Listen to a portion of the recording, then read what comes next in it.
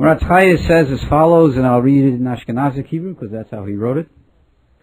Gam ha-mesupa b'sforim halolu min maaseh shoshana b'ashilkiya sherotzu lodunosa v'misa shehidu ba edim shezinsa hinei v'rishon kaimelon b'sanhedrin d'bizman sheyesh kohen yesh mishpat. We have a general halacha in the Talmud, and that is that you can only have capital punishment when there is a kohen gadol in the Beit HaMikdash. And this whole story as presented takes place in Bavel, in the time of Daniel. There was no Kohen Gadol in the Beit HaMikdash. There was no Beit HaMikdash. And therefore there could not have been capital punishment. So Maratz Chayos says on those grounds alone, the rabbis could not have included this book in the biblical canon. That, I refer you to Bavli Sanhedrin 52b. And you'll see the whole discussion there. We move beyond what we can do here. But there the Talmud says, when there's no Kohen Gadol, there's no capital punishment.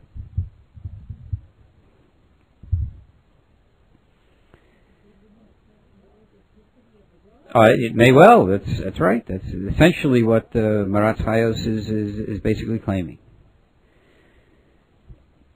Let me just finish the passage, then I'll take some more questions. Okay.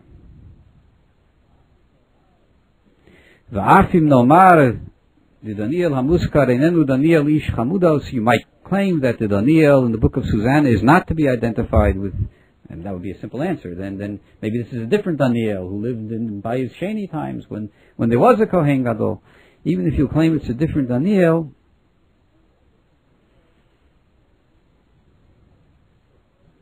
achein hamesupar shom besof ki Daniel chokar es edes nus.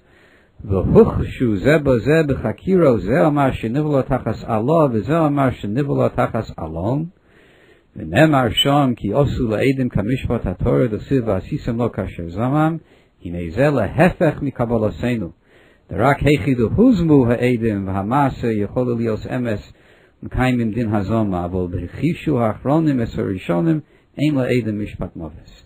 Maratz Chayes is very clever here. Maratz Chayes knows halacha very well, and Maratz Chayes says the law in the biblical law in Deuteronomy 19 that talks about false testimony, where a pair of witnesses becomes apparent that they are false witnesses. The Talmud says that this can only occur when a second group of witnesses comes and says, "Imanu hayisa." Those two witnesses were with us and could not have been present when the crime was committed. But if you examine the testimony of witnesses, and one witness says it happened under tree X, and the other witness says it happened under tree Y, there's a famous Mishnah, Masechet Makot. This is known as conflicting testimony. Conflicting testimony is not the same as Eidim Zomer. When two witnesses disagree in details and their testimony is in conflict, the halacha is we dismiss both witnesses. They both go home and we forget about the testimony. The entire testimony is now is simply dismissed. But we don't put them to death. You put false witnesses to death only when second pair of witnesses comes and says, this is certainly absolutely true according to halakha. And here the Maratz Chayos comes up with what seems to be absolutely infallible evidence that this book flies in the face of certain biblical and rabbinic teaching, and as such could not have been considered as a candidate for the biblical canon, and that's why it was rejected. So Rabbi Tzvi Hirsch Chayos, who lived in the first half of the 19th century in Galicia, chief rabbi of Zolkiv, among other places. Solomon Zeitlin, a great scholar who lived many years in Philadelphia and taught at what was then known as Dropsy College, wrote a monograph on the biblical canon. Just happen to have a copy with me. And here's what Zeitlin writes. This is early 20th century. Daniel, in cross-examining the witnesses, asked the name of the tree under which the act of adultery was committed. In giving different trees, Susanna was not only acquitted, but the witnesses were put to death. This is the biblical law. Then you shall do unto him as he hath thought to have done unto his brother. It's Deuteronomy 19:19. The early Tanaim maintained that false witnesses can be put to death only in the case of an alibi, that is, if other witnesses come to testify that the said witnesses were together with them in a different place at the time when the supposed crime took place. If, however, their testimony does not agree, as in the case of the trial of Susanna, the defendant cannot be convicted, and the witnesses are free from punishment. This law is already in existence in the time of Shimon ben Shattach. The author of the book tells us that when Daniel found that the two witnesses were not in agreement about the tree, they were put to death. This clearly shows that the book was written before the time of Shimon ben Shattach. Now here, Solomon Zeitlin is a modern scholar, a historian.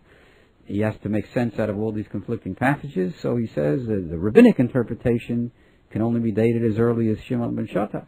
And if the book of Susanna gives a different interpretation, then it's anti-halacha and therefore pre-halacha. It's earlier than the rabbinic halacha. Now I continue with the exact words of Solomon Zeitlin. The reason why the book Susanna was not included among the scriptures can be readily understood.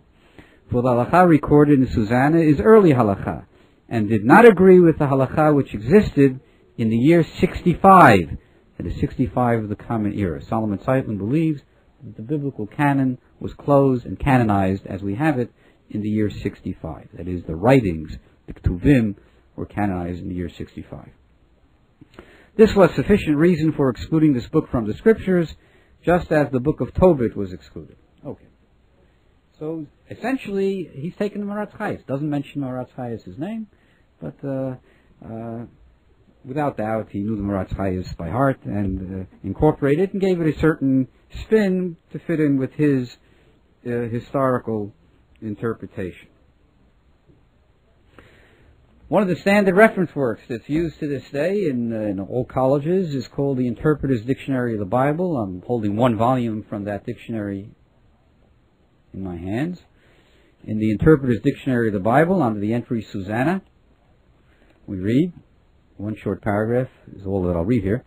The story of the trial indicates the value of cross-examination of witnesses. As narrated, the story is in direct contradiction to the Pharisaic practice, Pharisaic meaning rabbinic, and law that false witnesses can be put to death only on the basis of an alibi. That is, other witnesses show that the first pair of witnesses were with them at the time of the committal of the crime.